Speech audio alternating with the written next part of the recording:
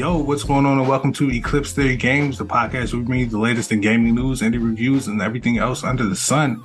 Coming to you now in video form for the first time. Hopefully, if everything works out, we're trying to get something going with the YouTube algorithm. I hear that's what the kids use these days, so we're gonna try to make it happen.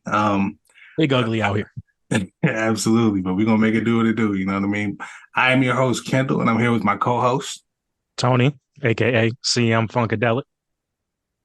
It is different when I get to see the look in your face when you get it off. That sick satisfaction. Yeah. It's gonna be a problem. It's gonna be a problem. It's Yeah, okay. you're gonna hate me. Oh man, ship sailed, brother. Ship sailed. But now we're here for episode 17.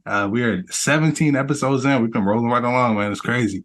But we're here for the week of July 10th, I believe.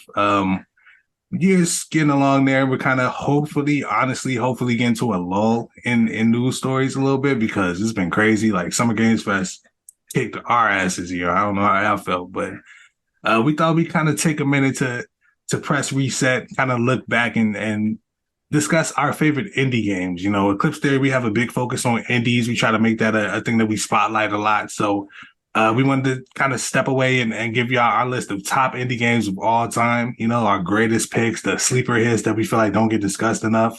And we also kind of wanted to give you some of the indies that we're looking forward to the most that are coming up, things from Summer Games Fest, things that weren't there, that were just kind of wanting to keep on people's radar. So it's going to be a dope discussion. You know what I mean? I want to kind of start without like starting with the list of games, just kind of in a more existential place, so to speak.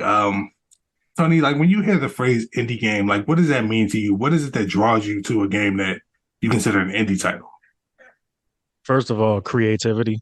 And that's not to shit on AAA developers because obviously they get creative with their shit, but there's just a certain level of freedom that comes with being an indie developer where you don't have to deal with the huge budgets. You don't have to answer to shareholders.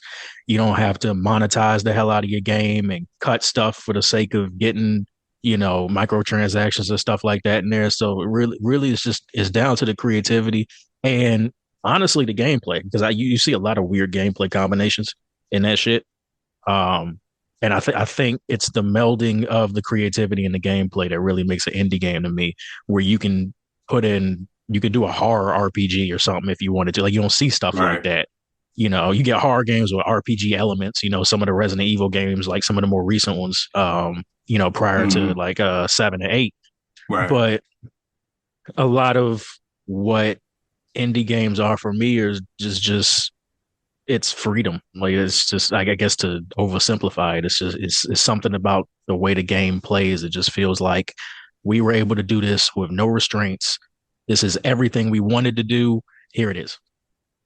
I feel that that's kind of along the lines of where I go if I was to answer this question. Like it's the way I put it, and I think I said this recently at Summer Games Fest, like when you have the big budget AAA games that pop up on stage at Summer Game Fest, you're like, okay, this guy here because it had a big enough budget. And then when you have indie games that got there, you're like, okay, this was a cool enough idea. You know what I mean? Like, yeah, somebody was like, this is hitting a little bit more. Like, I'm telling you, man, like there's indie games that are in genres that I normally wouldn't touch, but sometimes it's more appealing to present it in a small package, like a pixelated package, or like something more 2D, and I feel like that's what gets me into games like Stardew Valley. Like that's definitely one of those that's on my list of like, best indie games of all time, which is something I wouldn't expect to play at all. Like I have never touched the Harvest Moon just because it didn't feel like my type of game. Yeah, I know I slept. Those are go-to games, but I mean, I ain't played all of them, but I've at least touched one. Yeah, I mean, I've played Harvest Moon 64, I'm sure, you know what I mean? But I feel like for me, something about having it in a smaller package made it more approachable. Like I was like, okay, I can give this a shot, and it's not like, it doesn't look like it's trying to be this big experience. Because when I see like a 3D game, especially like on like N64, like this is the big step into 3D. I know it looks crazy now, but if you look back at the N64, that was like a sort of a graphic powerhouse type of moment, like where Mario 64 blew our mind. So if I'm playing there's on an a console, expectation of like a big game. yeah, I think that's what it, like you right. play in like an indie game, you're expecting something smaller, so it's a little easier to mentally get yourself into it. And that makes it more shocking and appreciated when it actually does blow my mind and they hit on like all cylinders. You know, you got a couple Yeah. indie games that come to mind immediately when you think about that. Um, so with that being And said, it's a perfect the one that transition. popped Like, into your head probably is on both our lists. yep, I'm pretty sure, and I'm gonna probably start there. I don't know if it's the same one you were thinking of. We probably got a few similar games because I'm We not for gonna sure do. lie, my list. I started to just be like, oh, this classic, that classic. Like I'm like, I need to come up with some different, entries to kind of throw them off. There are some that I feel like are sleeper hits or we don't talk about enough, but my first the first game on my list is Hades. Yep. Like it's the Yep. number one. It's I mean, what do you say? You know what I mean? They really might have like it's hard to compare it to another game, but like in terms of impact, like it's like a Last of Us or a God of War or something like that, of indie games. Like it stopped everything and everybody played it. Yeah. Yeah. No, there's no doubt about the impact that game had. I mean, it was. I remember. I remember when I bought it. It had that little bit of buzz, like it hadn't fully blown up, and I started playing it, and I think me and Jers grabbed it because I was a super giant, like niggas, like transistor, like we was already Yeah, there. yeah, Um, absolutely. but we started playing that shit, and we're like, yo, this might be the one. And then it felt like maybe 3 or 4 days later, it was everywhere. Man. Everybody was talking about it. And it's one of those things where like we wasn't ahead of it, but we saw it coming a little bit. But I don't think we saw it coming like this. Like Hades came in and left a big ass crater Yeah, in the gaming space where it was all everybody was talking about for a minute. I mean, I sunk hours and hours into that. I think I played it like 12 hours straight one day I know and I didn't have. even have one escape. I was just sitting there trying to figure this shit out. Yeah. Oh yeah, absolutely. Like my first I don't even know how long it took me to really start escaping, like my first playthrough. But that first like I won't even put an hour number on it, but that first chunk of gameplay was all just okay, I got this far this time. Let me see if I can Right. get back to Elysium. You know what I mean? Um, and that's the brilliance of Hades. Like I know this subject has been talked to death, but just the fact that death is rewarded. Like, you get your story progression from dying. Like that's different and something that I feel like roguelites don't quite hit on every time. You know what I mean? Like when you want to balance a roguelite or a game, any game with that type of mechanic in it, but Souls like whatever, one of the key elements is making sure that the death doesn't feel, if you want it to feel like a super punishing or fuck you, then you can do that. Like that's how people feel about the Souls games. You know what I mean? That's how Yeah. a lot of these games function. But to balance it out and make it more of a roguelike, it's hard to make it not frustrating. You know what I mean? Some roguelites are too tough, and that's why the genre became associated with that. Now it's like a badge of honor. But Hades hit something to where the difficulty is part of the fun. Like this boss is talking shit to you, or Zagreus is talking shit to Lerny for like the thousandth time. You know what I mean? Right. I don't think I ever died to Lerny, man. I beat that fucking thing's ass, but Now he took me out a couple times. He took me out a couple. I ain't mad. I I ain't don't gonna know front. why. I died to like Meg more times than most people would have, but Lerny, I had his number the Oh whole no, I game. got Meg. No, I got Meg out of here. You know what I mean? No issues. Yeah, yeah. We The had a little the rivalry. the funny thing about like what you said with how it rewards you through death is I think other roguelites would have done it if they thought to do because there was nothing preceding that where you would go, let's advance the story through this. Right. Like everything else was die, start over, and you can keep your money. You can kind of re up a little bit right before you start, but you really starting over. At Yeah. no point has anyone besides Supergiant ever gone, you can die, but it's kind of part of the experience because Hades is like, you're not getting out of my fucking house. Get the fuck out of here. I mean, you keep Right. trying, but whatever, man. Yeah. And then not only to reward you through death, but then to reward you for actually doing what you're supposed to do. Like you got reward either way.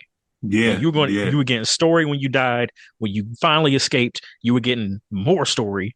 And just to go Man. back and do the shit over again, gets more story when you died, and then get more story when you escaped. And That's it was just this constant cycle. And I swear the first probably 10 to 12 playthroughs are some of the most rewarding shit because you don't even realize you're playing the game over again. It right. just feels like you're playing the game.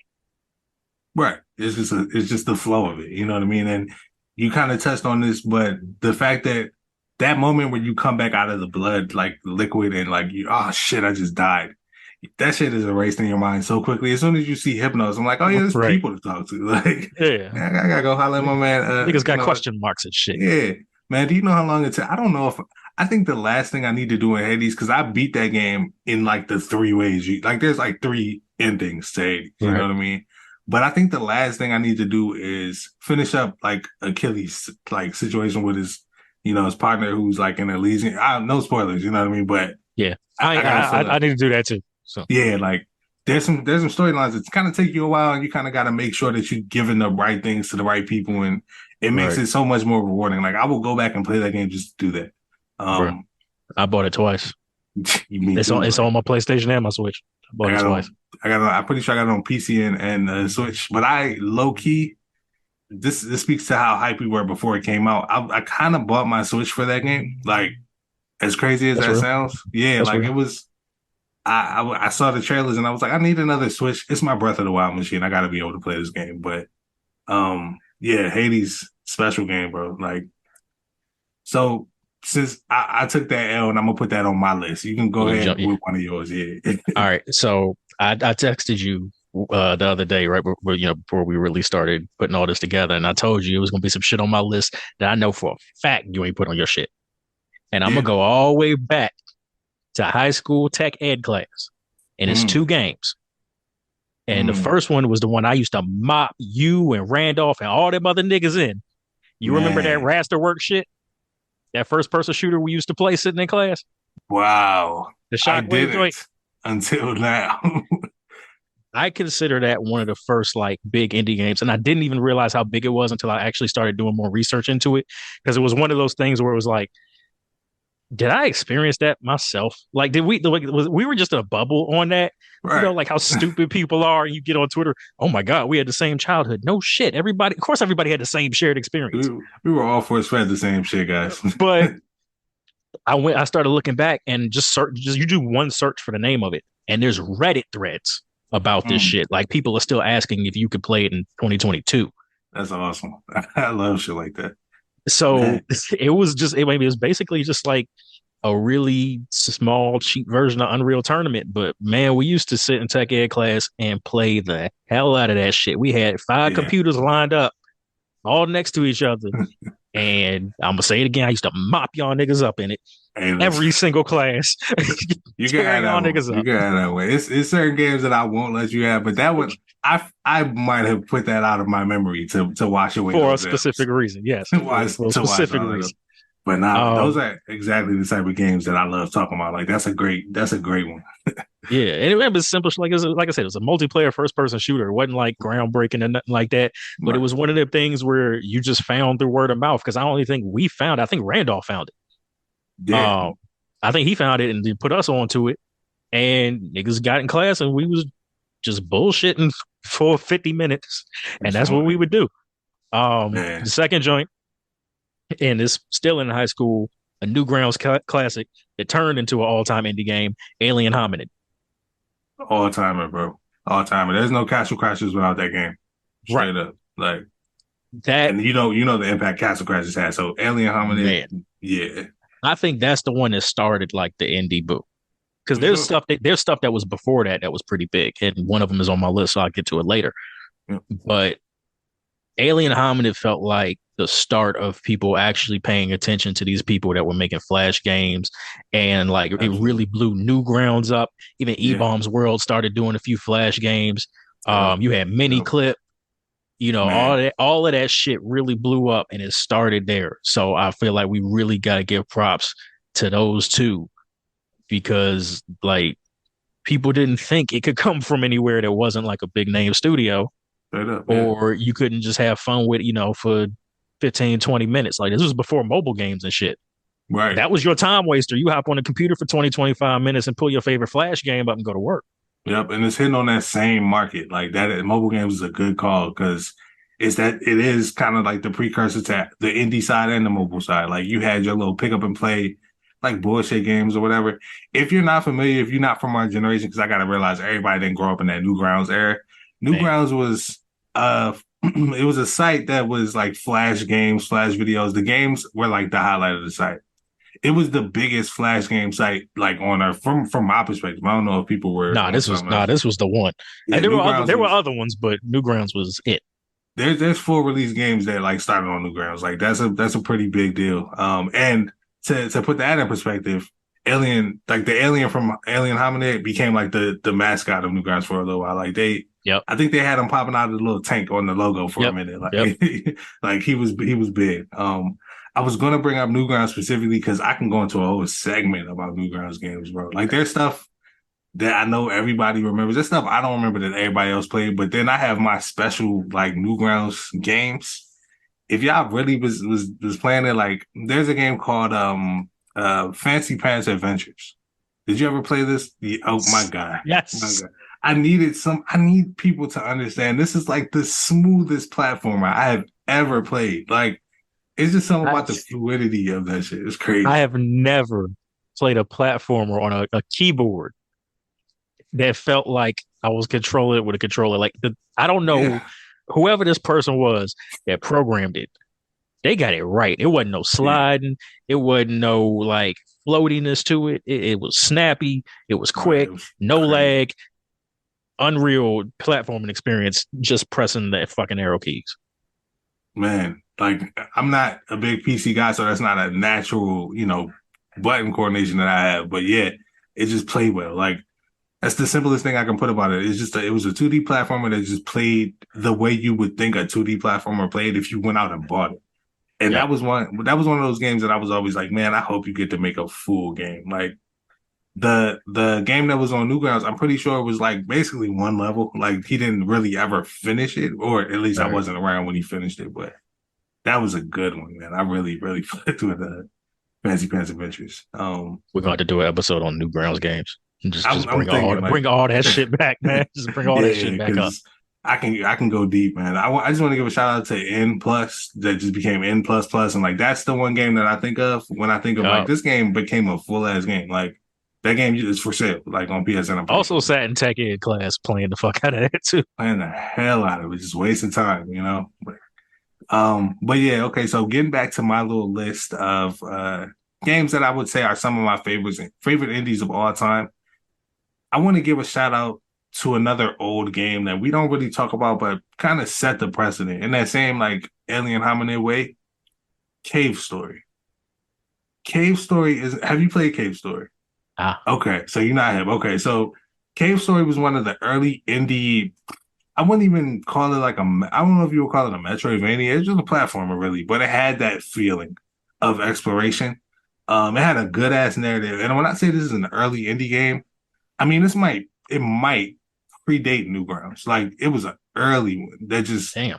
yeah, and it really felt. You want to talk about 2D platformers? You were this little dude named God, I can't remember his name right now, but it was a like a shooter basically. You had a gun that had different types of bullets you can fire, and just the gameplay was just super fluid. You were the only little like robot type dude, like android type dude of your kind.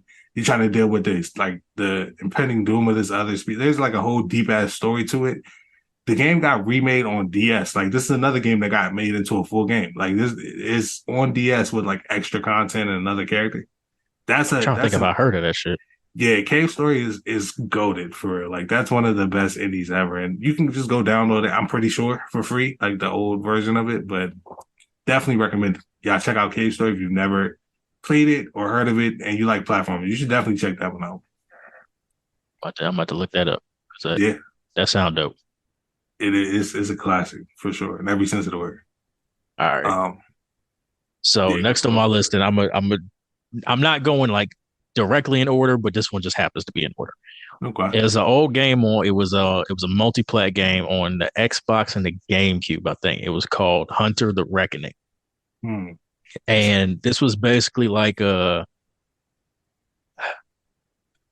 guess a hybrid of like Diablo and X-Men Legends, where it was just a 4-player game and you just went around like killing monsters and all kinds of shit like vampires and trolls and I think it's actually like a inspired by a tabletop game.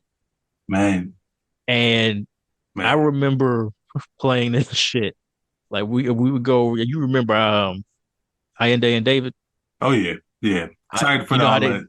I know y'all don't know our friends, but it's getting mad personal, but yeah, it just roll with us. yeah, you know, But they used to live across the street. yeah. We would go over David's house, hook up the GameCube, and pop that shit in and play it all night, Mm, straight through, all night, and would literally wake up the next day and do it again. And it was it's, just it was like arcadey as hell, but there was something about the gameplay that was just fun. I mean, you were like playing these priests almost kind of characters, and they all had like their own little backstories and stuff like that, and they had their powers. And I think there were either 4 or 5. And obviously they do things where you can't repeat characters, so right, right. might be a little fight over who you want, Of but course. you would get run through waves and waves of monsters, get to a boss, and it was kind of like almost the first raid, without like the really complicated puzzle mechanics where it was Yeah, just ads, boss that you got to work together to kill. And then next level, same shit. But mm, it was just a really, really fun experience. I think there's a sequel that came out maybe like 2 or 3 years after it, but I don't even remember that one getting like the buzz that the Reckoning got.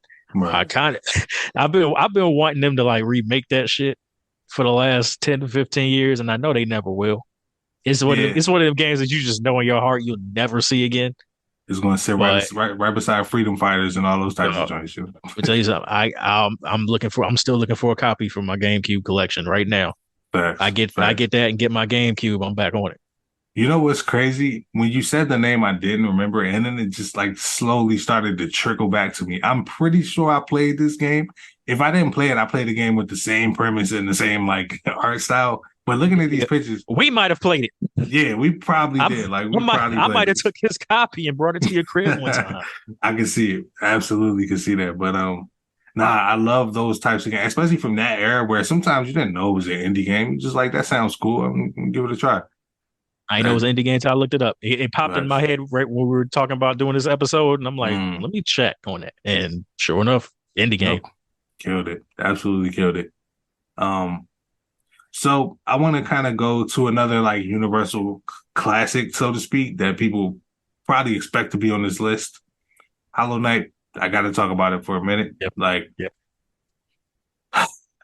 this game is special, man. Like if you've never played Hollow Knight, I'm sure most of you guys are familiar with what the game is, but it's a Metroidvania. It's kind of somewhere in between Metroidvania and Souls-like if you think about it. But it's definitely a Yeah. Metroidvania with Souls-like mechanics, you know. Um, You definitely ain't it's walking into that shit and just tearing through it. no, you're not. And if you die, you got to go back and get your stuff. And if you die again, you lose that shit. So that's pretty much the qualifying defining factor. But it's a great game. It's got like a beautiful art style. Some of the most beautiful fucking music that I've heard in a game Yeah. in years, man. Like that Green Path song, I go on YouTube and listen to that shit. Like that's one. There's a select few games that I'll go and like playlist sometimes when I just need to chill out. That's a good chill out song. The gameplay is incredible. If you've played the game, a lot of people with Hollow Knight tend to start the game and like you don't have any abilities. You can't even dash when you start. It's just frustrating.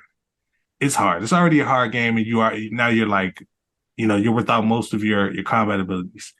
Play at least until you get to like the dash, because things start opening up for you, and like the power that you have, like the sense of like control over your character is impressive for such a like a for a side-scrolling platformer like Metroidvania. It's just impressive how good that game feels to play and how much they brought to life with that art design.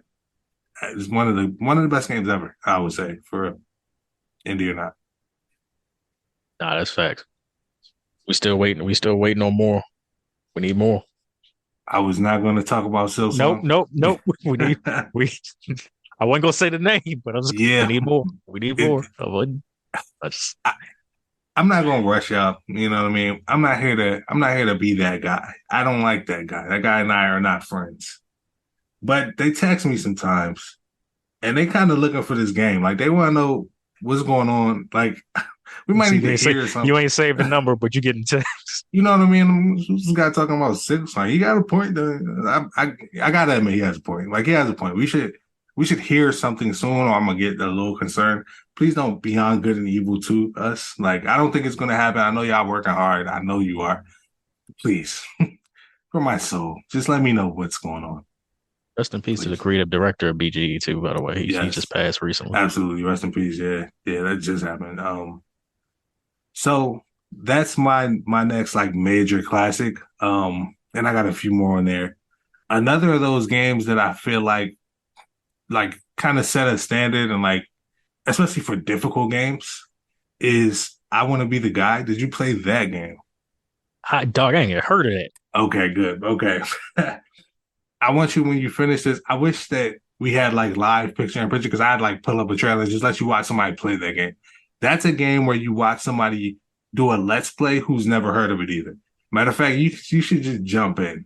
But watch somebody play this game and just watch. I want you to like count how long it takes them to just get pissed off. Like to just be like, what the fuck is this game? So I want to be that guy. I Want to Be the Guy. Yes, like it's a really old like indie game, like a very simplistic platformer. So picture this, right? You're this little pixelated dude. You start walking, um, and there's like three apple trees, and they have like two apples apiece. You start walking, one of the trees is fine. You get to the next tree, apple falls, kills you out of nowhere. Just one hit kill. Like, oh, okay. You respawn right in front of the trees, right? You start walking again, this time the apple falls, you stop. Oh, got it. It fell in front of me. I'm smarter than that. You can't give me twice, game. You walk again, you stop, so the next apple can fall. Doesn't fall. That's weird. When you go under it, it falls and kills you. So the next time you try, you're like, okay, you get past both those apples. The next apple doesn't move. An apple comes from up above the ground and kills you. Like it's that type of game. Like it's built to just piss you. Like to just like, what the fuck is happening? Like is there finishing the game, or is it just specifically made to piss people off? If a person came up to me and was like, I Want to Be the Guy, I'd be like, you're a fucking liar. You lied to my face, and I don't appreciate it. It's just made to piss people off. Okay. I have no idea. And there's probably an end, but like, man, what a chat. It's made to just like getting to the next screen is a victory enough, honestly, because it's a crazy game. But that's a fun game. On the list of games, it's like frustrating as fuck. That is a fun game to die over and over again, and I'm putting that on my list for sure. I had that on my list to check out when we get done with this shit. Man, yep. Listen, this is the point of this episode. I'm hoping that we're giving the audience some of these to add to their list, but I love like giving each other shit to check out. Like I remember, you know what I mean? Because that sounds hilarious. That shit is amazing. Like it's a game built for Let's Plays that was like 15 years too early. You know what I mean? Like, oh my God, it's amazing.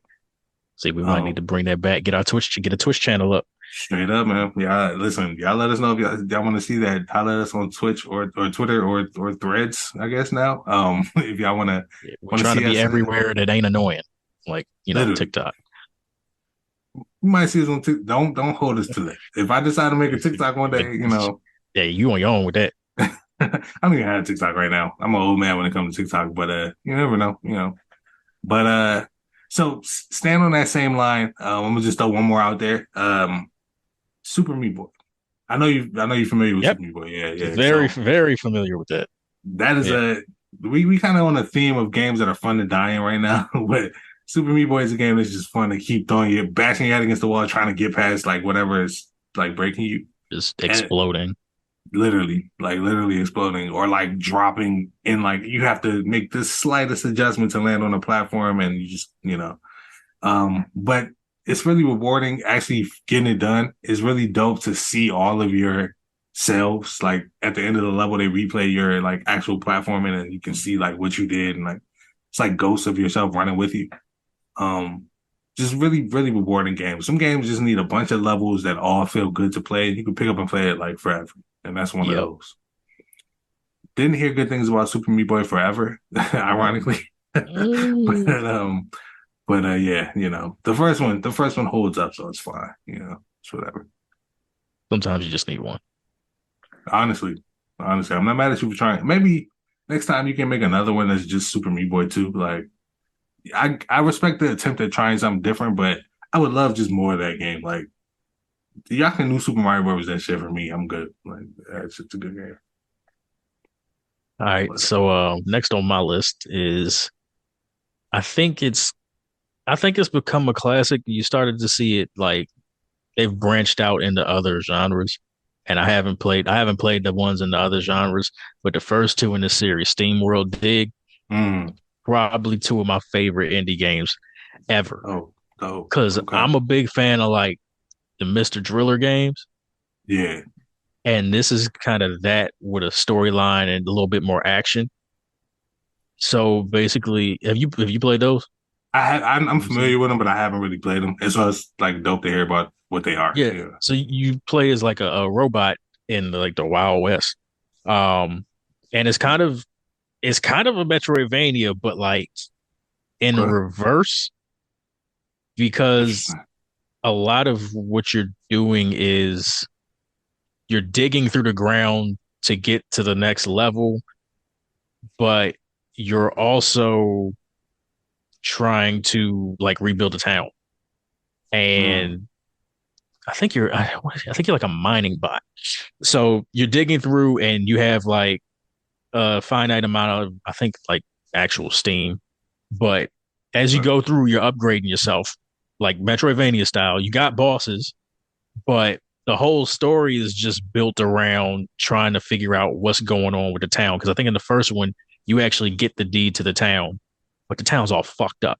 So you're Okay. really just trying to rebuild it and find out why it's fucked up. Interesting. But you spend most of the game digging through and you deal with like a few monsters and stuff like that. And then you get some of those pitfalls where if you dig on top of a big rock and then try to jump down and get underneath it, but it hits you, you're dead.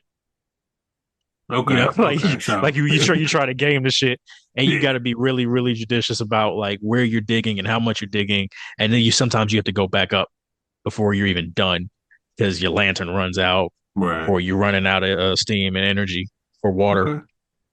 And Okay. it's just one of those really really fun games. I spent like I think the first one I bought it for like $10. I just saw Mm, it on there, looked at the yeah. trailer, and went. It seemed like something I'll fuck with, and then I think I played it for like I want to say 2 or 3 weeks straight. Wow. Okay. Um, just just kind of exploring everything, and then the second one is like way more open, um, where there's a lot to do above ground as well as underneath. And I mean, you can spend hours just trying to explore the shit. But it's a really fun series. Like I said, I haven't played the other like the forays and the other genres because that story, that character, that gameplay fits that genre perfectly, and I kind of don't know if it'll work somewhere else. I think it's a Yeah. SteamWorld Quest is the other one, and I think there's also a tower defense game. Yeah. They So got I a might few get a like, tower defense a shot because I fuck with tower defense games. yeah, SteamWorld Build, I think, or something like that. Yeah, I'm really familiar with them just off like the strength of seeing them everywhere. But never knowing too much about them. And that sounds really dope. That does. I'm gonna add that to my list. It sounds kind of like a roguelike a little bit, just because, It is in you some kind of, ways, yeah. yeah, you're kind of making a little progress and going back, but your progress doesn't reset, but like it has Right, that right. like, that same like gameplay loop where you continuously trying to get a little further each time. That sounds cool. That sounds cool.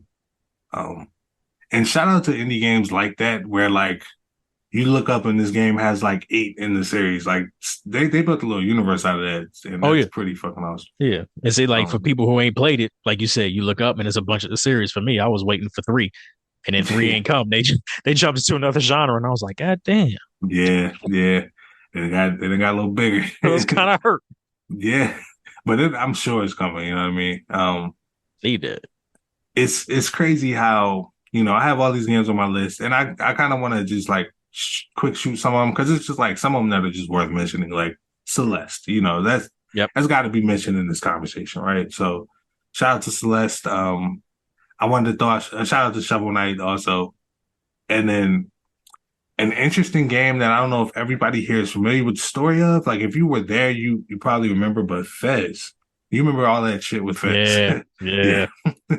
I hate to say it like that, but man, that was It was, shit. but no, it was. Yeah, I was about to say it was shit. It Yeah, was some shit man, for real. that was a situation. But I mean, to be real, every day I understand more and more why my man just was like, you know what? He just Fuck fuck it. this. Fuck this. It's like I'm not taking a side here. I don't remember all the details to this shit, but I can tell you there's one part that I Look, relate to, brother. we are sitting on the fence, face down, with our mouth over the pole. That is how you sit on the fence. We are not taking sides from this. Thanks. Thanks. Yo, like I will just speak on the game itself, and that game was Very incredible. fun. That game was Very fun. incredible. Like it's a game where you can tell that that concept was mulling around in a while. That concept doesn't like when you have a concept like that, it doesn't always come to fruition the way that you want it to. Knocked it out the park, man. Like the whole way through, it was amazing. It's the type of game that you want to go find everything because you want to uncover this mystery of what the fuck is going on with this, like, crazy world and all these, like, you're actually deciphering the text that you're finding and discovering new places that, the story was actually really engaging. I found everything about it, like, it was beautiful. Music was dope. If you're not familiar, Fez is It's on the a Switch. It is. It is. It was, it's dope to see. Fez is a platformer where you can control the world in a way, like you can shift the world, horizontally. So basically you can turn the side like to one side or another and like it affects the way you platform, the things that you can get to. You can jump in the air, shift the world, and you're on a whole different like area that was on the side of the world that you were, you know what I mean? So hope that makes sense. If you're listening to this on audio, hopefully we up on YouTube by now. You can kind of see the what I'm trying to do because I feel like I didn't verbally explain that very well. I just did some shit with my hands. But it's a really Ricky good game. Bobby ass nigga. Listen, man, go watch the goddamn trailer. You can you go to YouTube and find that if we ain't on YouTube. You know what I mean? But it's a good game, man. That's a game that you pick apart like and just like delve into, and that's what indie games are best at. Building a little world that just you can get lost in, and that's what that game was to me. So I All right, would I'm gonna do the say, same thing you did and blow through a couple real quick. yeah, yeah. Because one I already talked about like a couple episodes ago, but Firewatch, absolutely excellent indie Mm-hmm. game. If you haven't played it, go play that shit. Dead Nation, I'm a huge fan of twin stick shooters. Twin stick shooters with zombies. I'm 100% in on this. And my one of my favorite indie games that I actually didn't play first. My girlfriend played it first. Mm. Little Nightmares. Yes, yes. I didn't know Actually, shit about this game until she just bought it randomly.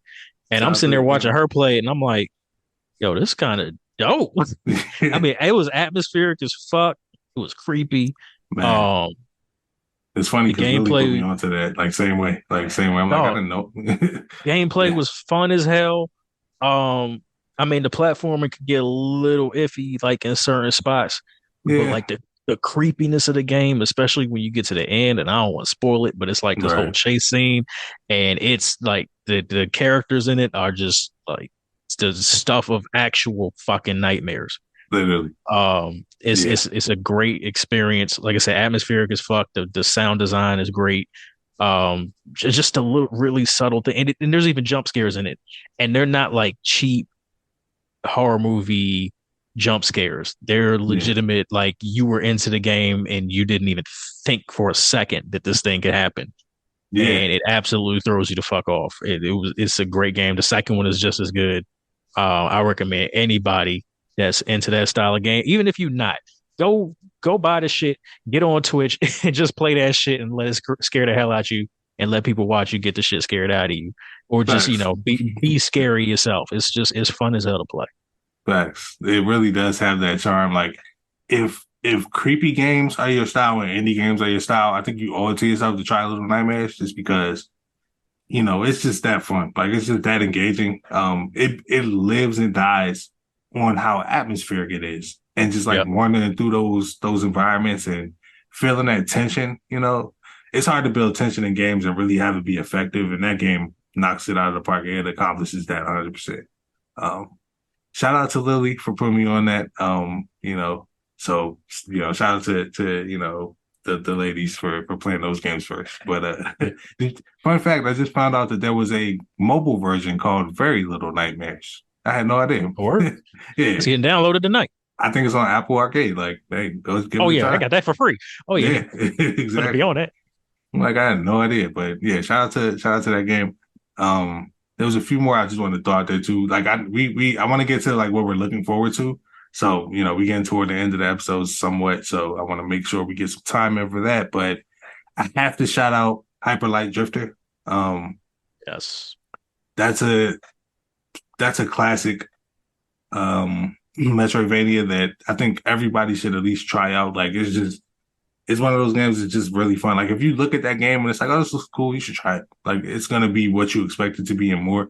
Combat is so much more than I expected them to be able to pull off with a top-down isometric, like, hack and slash type game, but it's really got deep, engaging combat where you're zipping around the fucking battlefield, just knocking everybody out. Um, Art style is gorgeous. Like that neon like color palette they use just really strikes as soon as you see it. And if you're familiar with Solar Ash, that's like the next game from them. Like it was more of a 3D, kind of like it was like a more of a like a fluid, like game about progressing and exploration. Um, along the lines of the Pathless, if you're familiar with that. But they have Yep. the Pathless was dope, and Solar Ash was a lot like that. But it actually had some like boss battles that remind me of like Shadow of the Colossus or whatever. So just imagine their aesthetic with those things combined, and they make some really dope games. Um, but I highly recommend Hyper Light Drifter, especially because Hyper Light Breaker is one of those games on my list of what I'm looking forward to. That's the sequel, and it's 3D. It's like a roguelike that's like, procedurally generated worlds. You know what I mean? It's co-op. Gameplay looks really dope. There was a gameplay trailer at Summer Games Fest. That studio Heart Machine Games really kills it every time. So shout out to that game. I know this is supposed to be my quick just mention the game. I just gave you a whole diatribe on that shit, but hey, good game. All right, I got three more quick ones to blow through. Cool. Um, Hotline Miami, Got it, man. insanely violent, insanely fun, Yep, pixel style game, just great all the way around. absolutely. Dead Cells, which to me is probably like, if not for Hades, the pinnacle of the roguelike genre. Yeah. Hella DLC for it. Like is they support that like a AAA console game. Mm. And my last is kind of, I think, the one that really took indie game into another level. And it's not even like a traditional indie like genre, but Rocket League. Yeah, Rocket absolutely. League, to this day I remember that's the one game I could say I played before it blew up. Yeah, I respect it. Because it was free on PlayStation Plus, and I'm like, why the fuck not? Give me something else to play where I ain't got to think about it and whatever. All right. Man, so I spent 20 minutes on that shit, and I was all over Twitter like, get this shit now. Everybody get Yeah, it. If you ain't got PS Plus, buy the motherfucker. I don't care. that was Get the this shit. that was the That game, vibes, man. man, that game is incredible. I again bought it on two consoles. I'm not mad. Like indie games, bro. You know how many consoles I have Stardew Valley on? Shameful amount. I might have downloaded it on phones. It's coming to Apple Arcade. I'm not gonna hold you. I'm gonna have a whole new farm. But but one last one that I have to shout out, and this is a fitting last one, because we can't talk about all these roguelites and not mention Rogue Legacy and Rogue Yeah. Legacy 2. Like, man, that was legit the first one that hit for me. Like I was like, I had no idea what the genre was, but I'm big on headcanon, So fucking creative. yeah, man, like when you contextualize a game by saying, okay, every time you die, your next of kin is going to be the next person you play, and they have a whole different set of traits, whole different weapon, and they're going to explore the castle and like try to basically avenge what you try to do. Yeah. Bro, my imagination is off to the races. I'm like, okay, this is Sir fucking Gerald. He just came back.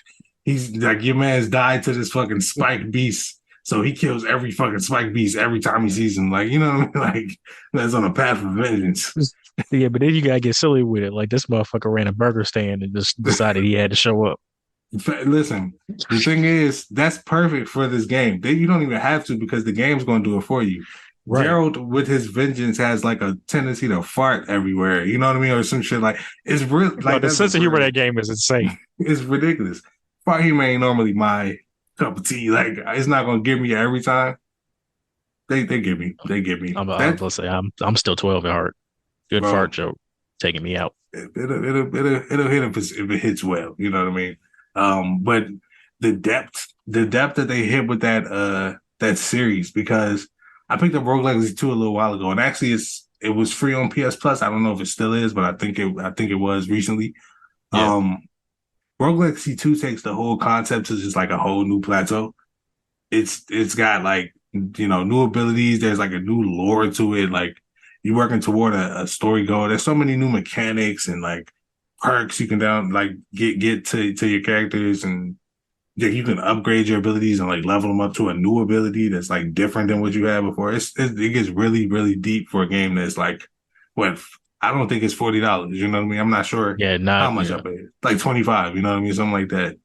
Rogue Legacy and Rogue Legacy 2, in particular, the second one now, high on my list of all time indie games.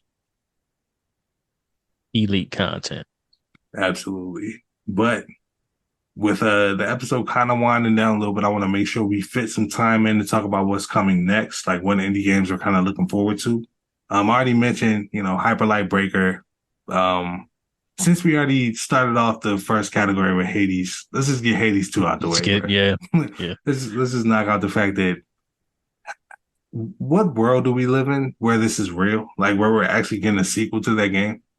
Because I think most of us, if you're like me, you looked at that trailer when like there was that like reveal trailer that they had, and they had the two people fighting, and it was shaded, and you saw the Super Giant games. Yeah, I super was gonna giant logo.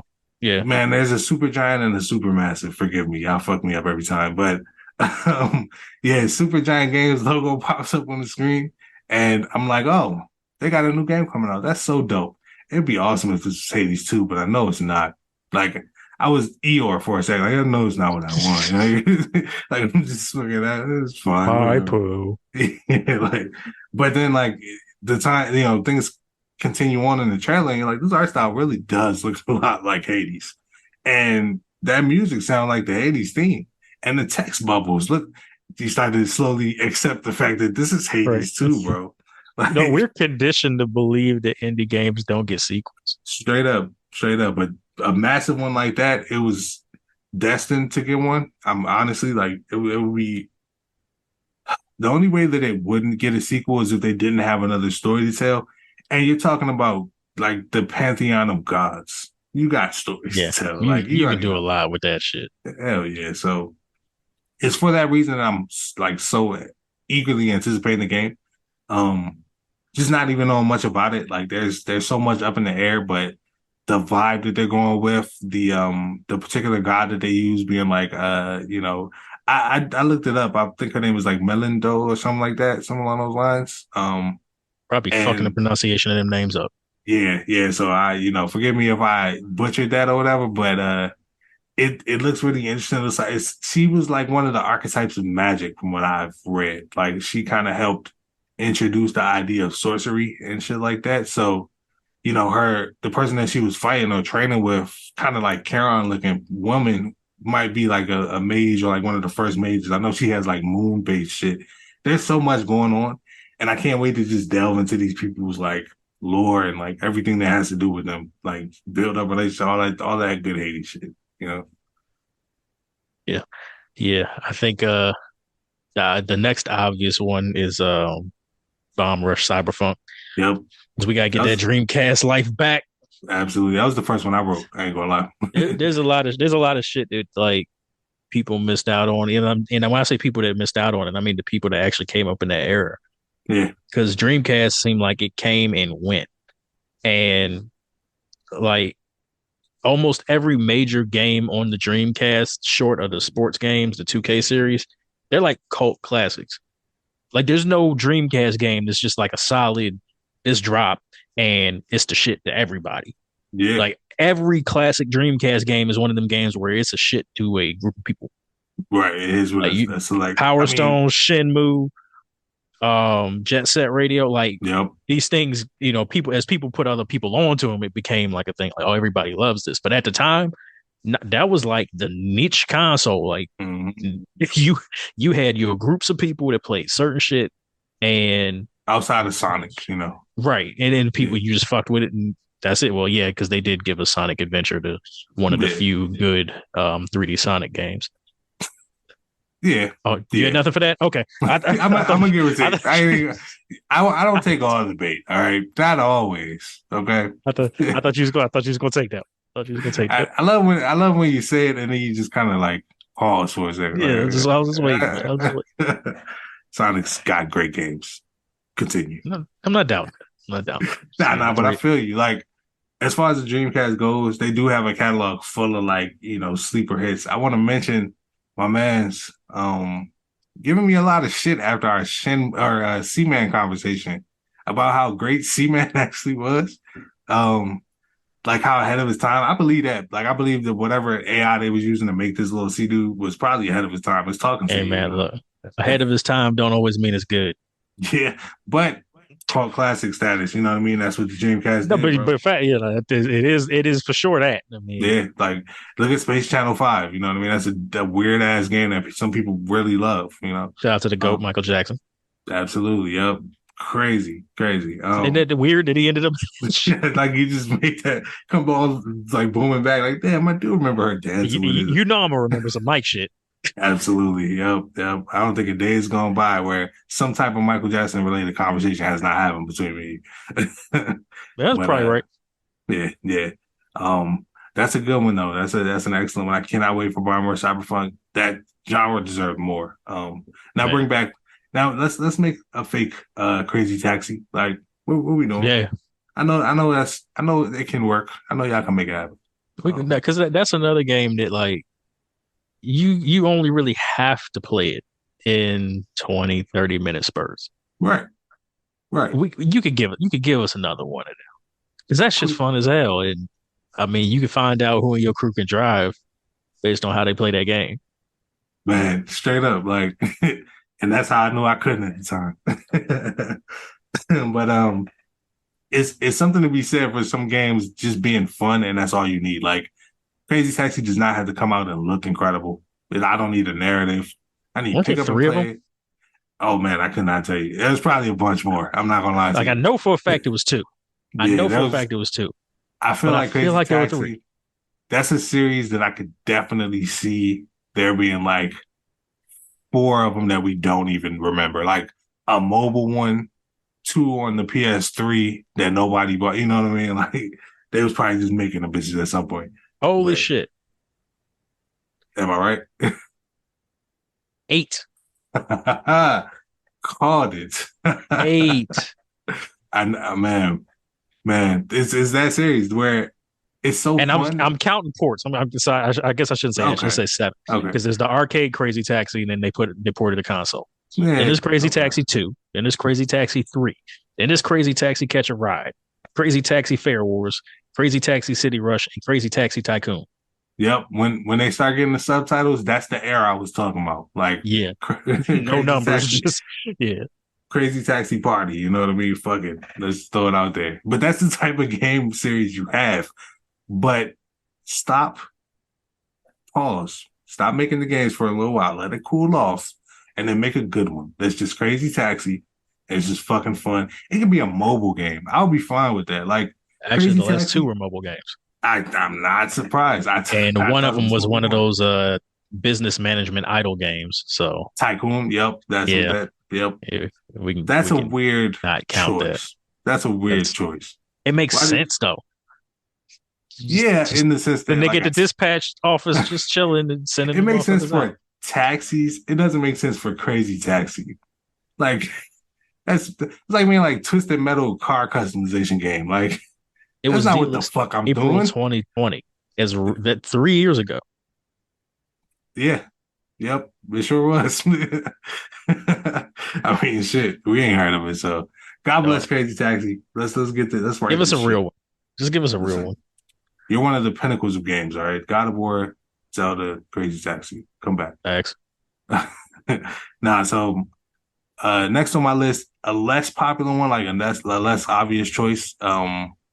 I want to bring up Animal Well one more time because I talked about this during Summer Games Fest.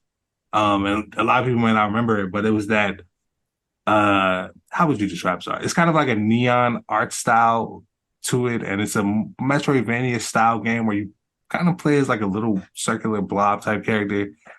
It sounds very simple until you start to see the gameplay and like the art design, the shit that pops out at you, the shit that you can pick up and like use to affect other things, like it's hard to describe this game, but it's one of those trippy games that like you just never know what to expect around the corner. Like, like a giant iguana might come out and like, latch onto you from across the level. And it's like it's the most beautiful iguana in this 16-bit game you've ever seen. Like, you know what I mean? Like the art style is really, really visceral. Gameplay has a lot of variety. I saw everything from like a boomerang to like a yo-yo being picked up.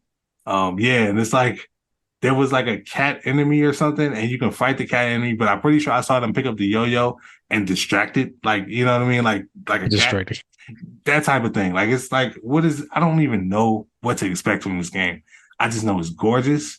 It's a passion project by someone I want to say I don't know if it's a solo developer, but I know it's a particular person's passion project. I got to do more research on that. But it's high on my list of games that I'm Those looking out. tend to be the best indie games though, is them joints that just Man, is created by one person yep. and they just put hella time into it and Had an drop. idea and put it out and killed it. Oh yeah. Let me shout out Neon White. That's another indie game I didn't mention in the last Yeah. segment. God damn, I what a finally, game. after the last time you told me about that, I played it, and yeah, that's one of them That ones. I can pick up and play that game forever. Like I can just pick up and play those levels over and over. That's what Sonic needs to be. Controversial statement. All right. That fluidity, that sense of motion. Take everything from what they did with Neon White, implement that into like a Sonic type game. Tell me you don't have a hit. You don't need guns. This ain't Shadow, but Yeah, all the motion. You know what I mean? Yeah. I mean, I'm telling you, I was showing my man Sonic Frontiers, and we were having fun. Like we started trying to S rank this one level. It was a fun time, and I was like, let me turn this shit off and put on Neon White because this is all I can think about. Um. Anyway, I didn't mean to distract from the actual conversation I had, but yeah, that no, that shit. now that you mentioned the Sonic shit, I'm telling you, man. it's kind of fucking with me. It's That, been that on might my. actually fucking work. That's how. Listen, there's two game styles that I want Sonic to try and implement, and both of them have come up this episode. Neon White, the Pathless. Imagine a Sonic game that Atlas will be plays, perfect. bro. That's what I want. That's what I've been at. Like that is what I've been asking for. Just make it real fluid. You know what I mean? Maybe it might have to go a little faster than that. It's fucking Sonic, but like that sense of I always know which direction to go in. I'm always flowing toward it. Gameplay rewards me by speeding me up. Very simple. Like it just makes sense. Anyway, Yeah. I don't know. I don't work at Sega, so So my last on the list is yeah. one that we talked about, Summer Game Fest, and just on a selfish level because I got 5 days for a drop. Oxenfree 2. Yep, And I absolutely. didn't even play the first one because you brought up Oxenfree, and Yeah, that it intrigued me only because one, I like I do like the thriller mystery style adventure game, yep, like that, dark games that make you kind of pay attention to the narrative and also pay attention to like your environment and the atmosphere around you. right. But like I said, selfishly, it's like this game is dropping exactly on my birthday, so I'm just gonna cop just because it's just cause. 100%. Um, 100%. but yeah, not like the narrative type games. I think we need to start getting more of those. Um, only because there's a lot that you can do with it. Yeah. You look at like what lies in the multiverse, which from the moment I played it, I've been shouting from the fucking rooftops about this game because it's one of those games that's just really, really good. Like if you've ever really gone through some shit and been depressed and completely and totally unaware of how it affects the people around you, Hmm. play that game because it will give you an idea of how that works. Because you Hmm. don't see that shit when you're in it. Like you really don't. And that's pretty much the gist of the whole story is this character does not see how him wilding out is affecting everybody else around him. And why wouldn't he? He's fucking Yeah. depressed. But it's a great game. That's the type of stuff that you can do with narrative adventures. And Hmm. obviously there was some platforming in it. But Oxenfree just it hooked me on just the mystery of it and just the overall atmosphere. So that's something that I'll probably be playing. Honestly, if I can, I'm probably gonna spend a significant chunk of Wednesday trying to beat it because I think I'm going to try to review it. Nice. Um, Okay. but yeah, stay tuned on that. We'll let you know for sure what's going on with that. But I am going Yeah, to absolutely. make an attempt to get through it. Okay. Okay. Cool. Yeah. Nah. Definitely stay on the lookout. Even if we don't get a review out, we'll have impressions on it. Yep. At the very least on the next podcast. So that's a really good one. Oxenfree, like you said, it's got that same thing that appeals to me about Stranger Things and shit like that. Like, that mysterious, like, what's going on here? We're just a bunch of kids trying to figure this shit out, or, young people. Um, can't wait for that sequel. And I'm gonna probably re-up my Netflix just to try out Oxenfree because it's all on Netflix. Oh, I forgot they were bought up by Netflix. Yep, yep. So that's a perk of that. So you get to just kind of try it out. Even though I've been kind of off the Netflix for a long time, just as a matter of principle. Just a Yep. matter Yeah. of, Yeah. but we'll see. We'll see. So we are definitely kind of getting a little long in the tooth as far as the episode goes. So we're gonna probably want to run through the last few as well. I know we got some more stuff that we want to talk through. Um, one that I want to make sure I throw out there because I haven't got a chance to talk about this yet, I don't think, is Citizen Sleeper 2. It actually got announced at Summer Games Fest. It was announced at the PC Gaming Showcase, and if you guys remember me talking about Citizen Sleeper, it is actually a narrative game. It's mostly text based, but it plays out a little bit more like almost like a tabletop type vibe, because it's like all dice based. You go around a space station as a sleeper, which is a android who was created by like a person who like put their consciousness in the android, and you got to deal with being that person and like all the narrative. Like it's like a derelict outlaw filled space station that you're just kind of trying to help solve. So definitely try out Citizen Sleeper. I think it's still on Game Pass, and Citizen Sleeper 2. I can't wait for that one. And then one more I just want to throw out there: The Plucky Squire.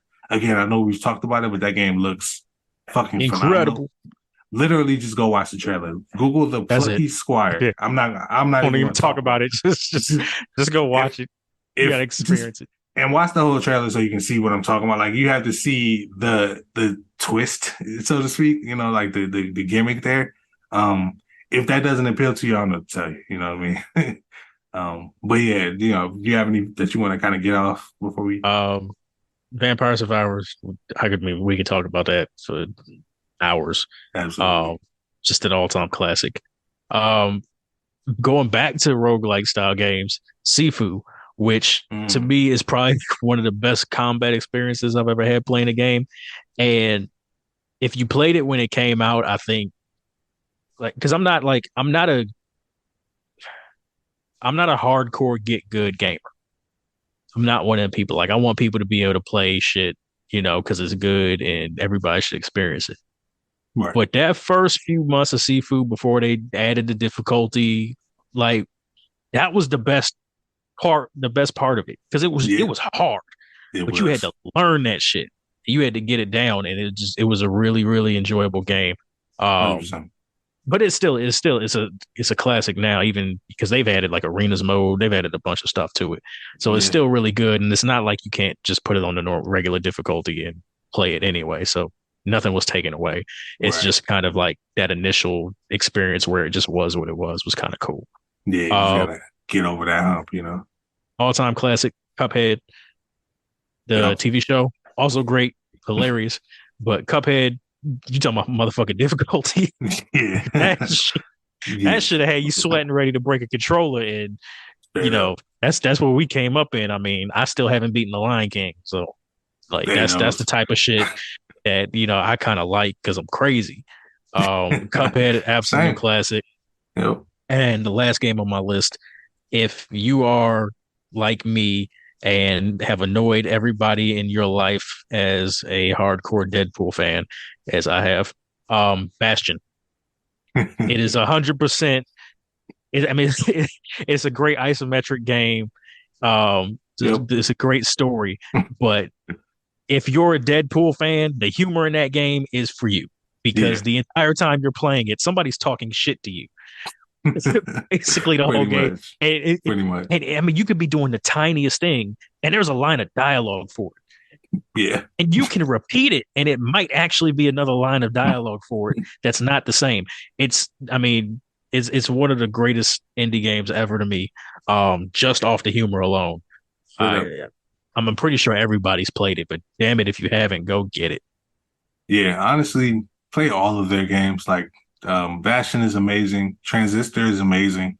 Pyre, I didn't try. Braid, Just, Braid. But yeah, Braid is another absolute classic indie that we gotta mention. You know what I mean? We missed some. I know there's people that's screaming Limbo and outside of the TV right now. But Dust and Elysian Tale. you Like, know what I mean? Like, there's so I'm many kicking indie. myself for that. There's a ton. Like, I got stuff on my list that I didn't mention just because I don't want to sit here forever and have to explain to y'all why these games are incredible. But there are so many goddamn incredible indie games. So, this is far from our last like indie convo. You know what I mean? We're gonna definitely come back to this topic, make sure that we're kind of revisiting all these smaller games, especially the ones that are coming out soon that we kind of want to make sure that are on people's radar, because those are the games that need to be shouted out the most for sure. Facts. But that's a perfect place to kind of start wrapping it up. Definitely hit us up. Let us know what your favorite indies are, what games you're looking forward to. We want to hear from you for sure.